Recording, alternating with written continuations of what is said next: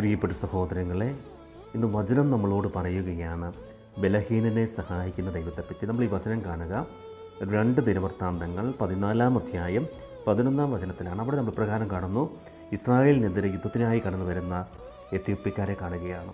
അവർ വലിയൊരു സൈന്യമായിട്ട് കടന്നു വരിക. അപ്പോൾ ഇസ്രായേൽ രാജാവായ ആസ ദൈവത്തെ വിളിച്ച് പ്രാർത്ഥിക്കുന്നു, ദൈവമേ ഞങ്ങളെ സഹായിക്കണമേ, അവർ ശക്തരാണ്, അങ്ങയുടെ കരുണാകടാക്ഷം കൃപ ഞങ്ങളുടെ മേൽ ഉണ്ടാകണമേ. നമ്മൾ വചനത്തിൽ പ്രകാരം കാണുന്നു, അപ്പോൾ ആസ തൻ്റെ ദൈവമായ കർത്താവിനോട് നിലവിളിച്ചു, കർത്താവെ, ബലവാനെതിരെ ബലഹീനനെ സഹായിക്കാൻ അവിടെ നിന്നല്ലാതെ മറ്റാരുമില്ല.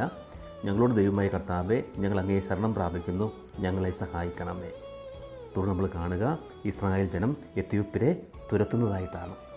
പ്രിയപ്പെട്ടവരെ, നിൻ്റെയും ജീവിതത്തിൽ ചില ബലഹീനതകളുണ്ട്. എന്ത് ചെയ്യണം? ദൈവത്തിനത് വിട്ടുകൊടുക്കുക. ദൈവത്തിൻ്റെ പ്രവൃത്തികൾക്കായിട്ട് വെയിറ്റ് ചെയ്യുക. ദൈവം നീ അവ സമർപ്പിക്കുമ്പോൾ നിൻ്റെ ജീവിതത്തിൽ ദൈവം ഇടപെടും. ദൈവം നമ്മളെ സമർത്ഥമായിട്ട് അനുഗ്രഹിക്കട്ടെ.